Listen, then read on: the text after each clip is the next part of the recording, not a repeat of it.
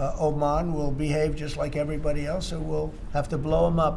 এভাবেই ওমানকে কড়া হুঁশিয়ারি দিয়ে যুক্তরাষ্ট্রের প্রেসিডেন্ট ডোনাল্ড ট্রাম্প বলছিলেন, ওমান যদি অন্যান্য দেশের মতো সঠিক আচরণ করতে ব্যর্থ হয় তবে তাদের উড়িয়ে দেওয়া হবে। তবে মার্কিন প্রেসিডেন্টের এমন প্রকাশ্য হুমকির পর ওমানে বসবাসরত সাধারণ প্রবাসী কর্মীদের মধ্যে তীব্র প্রতিক্রিয়া ও ক্ষোভের সৃষ্টি হয়েছে। ট্রাম্পের ওই হুমকির বিপরীতে ওমানের প্রতি অবিচল সমর্থন প্রকাশ করেছেন সেখানে কর্মরত বিভিন্ন দেশের প্রবাসীরা। ওমানের সরকার ও জনগণের প্রতি পূর্ণ সংহতি জানিয়ে তারা ঘোষণা দিয়েছেন ওমানের জন্য প্রয়োজনে নিজেদের জীবন দিতেও প্রস্তুত রয়েছেন তারা। মূলত ইরান যুদ্ধকে কেন্দ্র করে মধ্যপ্রাচ্যে উত্তেজনা আবারও বাড়ার আশঙ্কার মধ্যেই ওমানকে কড়া এই হুঁশিয়ারি দিয়েছেন মার্কিন প্রেসিডেন্ট ডোনাল্ড ট্রাম্প। হরমুজ প্রণালীতে জাহাজ চলাচল নিয়ে বিরোধে ওমান জড়ালে সামরিক ব্যবস্থা নেয়ার এভাবেই হুমকি দেন তিনি। বুধবার ওয়াশিংটনে মন্ত্রিসভার বৈঠকে ট্রাম্প বলেন, কেউ হরমুজ প্রণালী নিয়ন্ত্রণ করবে না, এটি আন্তর্জাতিক জলসীমা, ওমানকে অন্য সবার মতোই আচরণ করতে হবে, না হলে আমাদের কঠোর ব্যবস্থা নিতে হবে। তার এই মন্তব্য এমন সময়ে এলো যখন খবর প্রকাশ হয়েছে যে ওমান ও ইরান হরমুজ প্রণালীতে জাহাজ চলাচল তদারকি নিয়ে আলোচনা করছে। যদিও ট্রাম্প হরমুজকে আন্তর্জাতিক জলসীমা বলে উল্লেখ করেছেন, বাস্তবে প্রণালীটির বেশিরভাগ অংশ ইরান ও ওমানের আঞ্চলিক জলসীমার মধ্যেই পড়ে। কিছু অংশ সংযুক্ত আরব আমিরাতের জলসীমার কাছেও রয়েছে। গত 28 ফেব্রুয়ারি যুক্তরাষ্ট্র ও ইসরায়েলের যৌথ হামলার পর ইরান হরমুজ প্রণালীতে নিজেদের নিয়ন্ত্রণ জোরদার করে। তেহরান কিছু ক্ষেত্রে জাহাজ প্রতি প্রায় $20 লাখ পর্যন্ত অর্থ আদায়ের উদ্যোগ নেয় বলে অভিযোগ রয়েছে। আন্তর্জাতিক সামুদ্রিক আইন অনুযায়ী এমন প্রাকৃতিক প্রণালীতে জাহাজ চলাচলের উপর সরাসরি টোল আরোপ করা যায় না, তবে সংশ্লিষ্ট দেশগুলো বীমা, রক্ষণাবেক্ষণ বা নোঙর সহায়তার মতো সেবার বিনিময়ে অর্থ নিতে পারে। ইরানের রাষ্ট্রীয় টেলিভিশন দাবি করেছে তেহরান ও ওয়াশিংটন এমন একটি সমঝোতা স্মারকের কাছাকাছি পৌঁছেছে যার আওতায় ইরান ও ওমান যৌথভাবে হরমুজ প্রণালী তদারকি করবে। সেখানে জাহাজ চলাচলের অর্থকে টোল নয় বরং সেবা ফি হিসেবে উল্লেখ করার প্রস্তাব রয়েছে। তবে ট্রাম্প প্রশাসন এই দাবি পুরোপুরি অস্বীকার করেছে।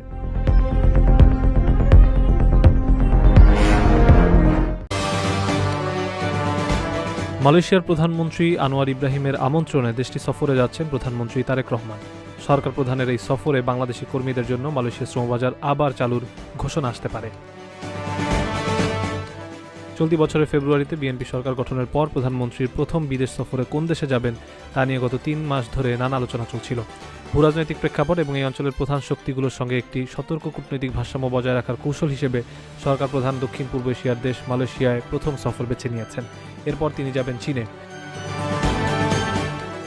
পররাষ্ট্র মন্ত্রণালয়ের কর্মকর্তারা জানিয়েছেন, তারেক রহমানের মালয়েশিয়া যাওয়ার সূচি ঠিক হয়েছে। সবকিছু ঠিক থাকলে 21 থেকে 22 জুন প্রধানমন্ত্রী কুয়ালালামপুর সফর করবেন। এরপর 23 থেকে 26 জুন সরকার প্রধানের চীন সফরের দিনক্ষণ ঠিক করা হয়েছে। প্রধানমন্ত্রী কুয়ালালামপুর থেকে সরাসরি বেইজিং যাবেন নাকি ঢাকায় ফিরে বেইজিং যাবেন তা এখনও চূড়ান্ত হয়নি। সংশ্লিষ্টরা বলছেন, প্রধানমন্ত্রী মালয়েশিয়া সফরে অভিবাসন সংক্রান্ত বিষয়টি অত্যন্ত গুরুত্ব সহকারে আলোচনা হবে। এক্ষেত্রে বাংলাদেশি কর্মীদের জন্য প্রায় 2 বছর ধরে বন্ধ থাকা শ্রমবাজারের জট খুলতে পারে। ফের বাংলাদেশিদের জন্য মালয়েশিয়ার শ্রমবাজার চালুর ঘোষণাও আসতে পারে। প্রবাসী কল্যাণ ও বৈদেশিক কর্মসংস্থান এবং পররাষ্ট্র মন্ত্রণালয়ের কর্মকর্তারা বলছেন, বড় কোনো উপলক্ষ ধরে সাধারণত সরকার বা রাষ্ট্রপ্রধানদের সফরের সিদ্ধান্ত হয়। এক্ষেত্রে প্রধানমন্ত্রীর মালয়েশিয়ার সফরের বড় একটি উপলক্ষ হতে পারে শ্রমবাজার চালুর বিষয়টি। শিগগিরই মালয়েশিয়ার শ্রমবাজার খোলার ইঙ্গিত দিয়েছেন প্রবাসী কল্যাণ ও বৈদেশিক কর্মসংস্থান মন্ত্রী আরিফুল হক চৌধুরী। মঙ্গলবার প্রবাসী কল্যাণ মন্ত্রণালয়ে এক প্রেস ব্রিফিংয়ে মন্ত্রী বলেন, শ্রমবাজারটা খুলে যাবে, 10 থেকে 15 দিন বা 1 মাসের মধ্যে বিষয়টি পরিষ্কার হয়ে যাবে।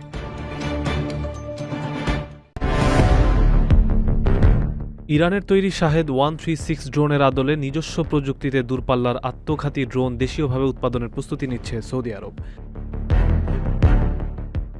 মার্কিন সংবাদ মাধ্যম সেমাফোর এক প্রতিবেদনে জানানো হয়, যুক্তরাষ্ট্রের ইউটা ভিত্তিক প্রতিষ্ঠান ভেক্টর ডিফেন্স এবং সৌদি আরবের স্টার্টআপ SR2 ডিফেন্স সিস্টেমের যৌথ উদ্যোগে রিয়াদের কাছে একটি ড্রোন উৎপাদন কেন্দ্র গড়ে তোলা হচ্ছে। সেখানে স্কাইওয়াম্প নামে একটি আত্মঘাতী ড্রোন তৈরি করা হবে, যা মূলত ইরানের শাহেদ ড্রোনের আদলে ডিজাইন করা। প্রতিবেদন অনুযায়ী এই ড্রোনের পাল্লা প্রায় 1500 কিলোমিটার, যা মূলত উপসাগরীয় অঞ্চলের কৌশলগত ভৌগোলিক অবস্থান বিবেচনা করে ডিজাইন করা হয়েছে। উত্তর পূর্ব সৌদি আরব থেকে তেহরানের দূরত্ব প্রায় একই রকম। শাহেদ 136 ড্রোনটিকে শুরুতে ইরানের একটি ভিন্ন ধর্মীয় অস্ত্র হিসেবে দেখা হলেও এটি এখন বিশ্বব্যাপী একটি কার্যকর সামরিক মডেল হয়ে উঠেছে, যা শত্রু মিত্র নির্বিশেষে সব দেশের সামরিক চিন্তাভাবনাকে প্রভাবিত করছে। অত্যন্ত জটিল ও ব্যয়বহুল যুদ্ধাস্ত্রের উপর নির্ভর না করে রাষ্ট্রগুলো এখন কম খরচের এমন অস্ত্রে বিনিয়োগ করছে যা বিপুল সংখ্যায় তৈরি করা সম্ভব, প্রতিরক্ষা ব্যবস্থাকে ব্যাহত করতে পারে এবং দীর্ঘমেয়াদে চাপ বজায় রাখতে সক্ষম। সৌদি আরব এখন আর কেবল পশ্চিমা বিমান প্রতিরক্ষা ব্যবস্থা আমদানির উপর নির্ভরশীল থাকতে চায় না, বরং তারা নিজস্ব প্রযুক্তিতে দেশীয়ভাবে তৈরি ও বাণিজ্যিকভাবে উৎপাদনক্ষম আক্রমণাত্মক ড্রোন সক্ষমতা গড়ে তুলতে চাইছে। ওয়াশিংটন ভিত্তিক থিঙ্ক ট্যাঙ্ক CEPA এর নন রেসিডেন্ট ফেলো ফেদেরিকা বোরসারি বলেন, এই ড্রোনটি সৌদি আরবের দূরপাল্লার হামলা সক্ষমতাকে আরও বাড়িয়ে দেবে।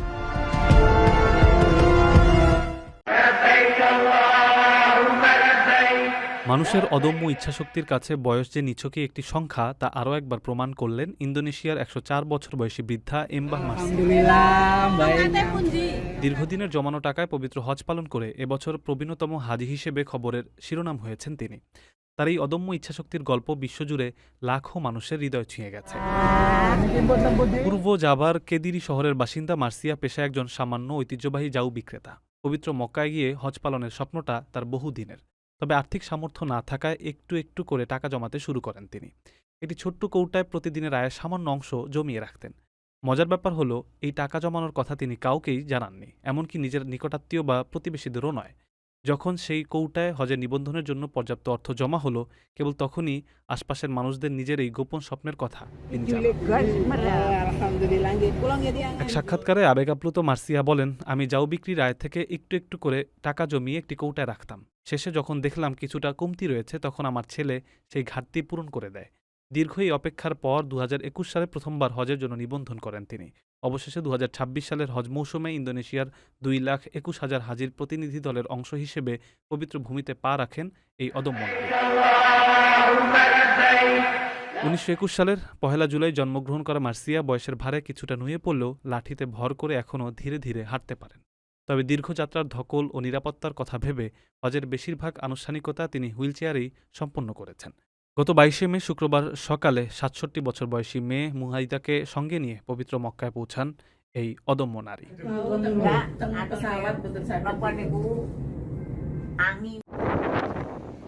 মধ্যপ্রাচ্যের দেশ ওমানে তীব্র তাপপ্রবাহ বয়ে যাচ্ছে। প্রচণ্ড গরমে জনজীবন বিপর্যস্ত হওয়ার উপক্রম। বুধবার দেশটির আবহাওয়া দপ্তরের প্রকাশিত সবশেষ পরিসংখ্যানে দেখা গেছে, গত 24 ঘণ্টায় দেশটির বার্কা অঞ্চলে সর্বোচ্চ 49.4 ডিগ্রি সেলসিয়াস তাপমাত্রা রেকর্ড করা হয়েছে। বার্কার পরেই সবচেয়ে বেশি উত্তপ্ত ছিল আজ সোয়াইক এলাকা। সেখানে সর্বোচ্চ তাপমাত্রা ছিল 49.2 ডিগ্রি সেলসিয়াস। এছাড়া আল খাবুরা ও কুরিয়াত উভয় অঞ্চলেই তাপমাত্রা 49 ডিগ্রি সেলসিয়াসে পৌঁছায়। ওয়াহিদি আল মাউইল এবং বিদবিদ এলাকার তাপমাত্রাও ছিল বেশ অসহনীয়, যেখানে যথাক্রমে 48.8 এবং 48.7 ডিগ্রি সেলসিয়াস তাপমাত্রা রেকর্ড করা হয়েছে। শুধু নির্দিষ্ট কিছু অঞ্চলই নয়, রাজধানী ও এর আশেপাশের এলাকাগুলো তীব্র গরমে পুড়ছে। মাহুত এবং সুর অঞ্চলে 48.4 ডিগ্রি এবং আল কামিল ওয়াল ওয়াফিতে 48.1 ডিগ্রি সেলসিয়াস তাপমাত্রা রেকর্ড করা হয়েছে। এদিকে মাস্কাট শহর এবং বাউসার এলাকার তাপমাত্রা তুলনামূলকভাবে সামান্য কম হলেও তা 47.9 ডিগ্রি সেলসিয়াসে অবস্থান করছে, যা স্বাভাবিকের চেয়ে বেশ উত্তপ্ত।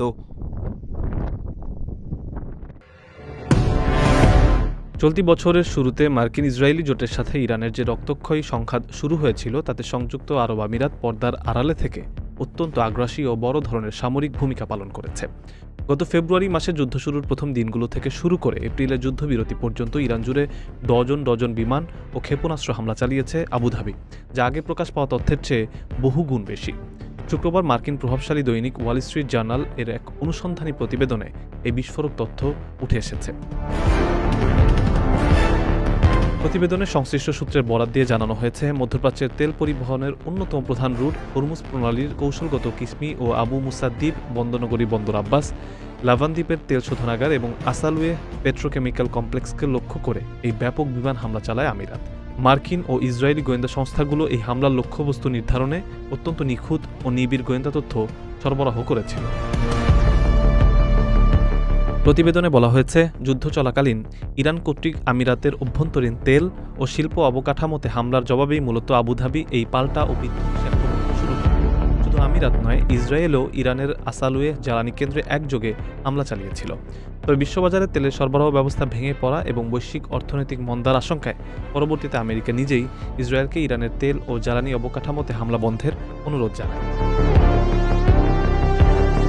ওয়াল স্ট্রিট জার্নাল জানিয়েছে, ইরানের ভেতরে আমিরাতের এই ব্যাপক ও অনিয়ন্ত্রিত সামরিক তৎপরতা পারস্য উপসাগরীয় অঞ্চলের আরব দেশগুলোর মধ্যে, বিশেষ করে সৌদি আরব ও আমিরাতের মধ্যকার সম্পর্কে তীব্র ফাটল ও কূটনৈতিক উত্তেজনা সৃষ্টি করে। পুরো অঞ্চলে যুদ্ধ ছড়িয়ে পড়া এবং নিজেদের তেল ক্ষেত্রগুলো ইরানের হামলার শিকার হতে পারে, এই আশঙ্কায় রিয়াদ ওয়াশিংটনের ওপর তীব্র চাপও সৃষ্টি করে।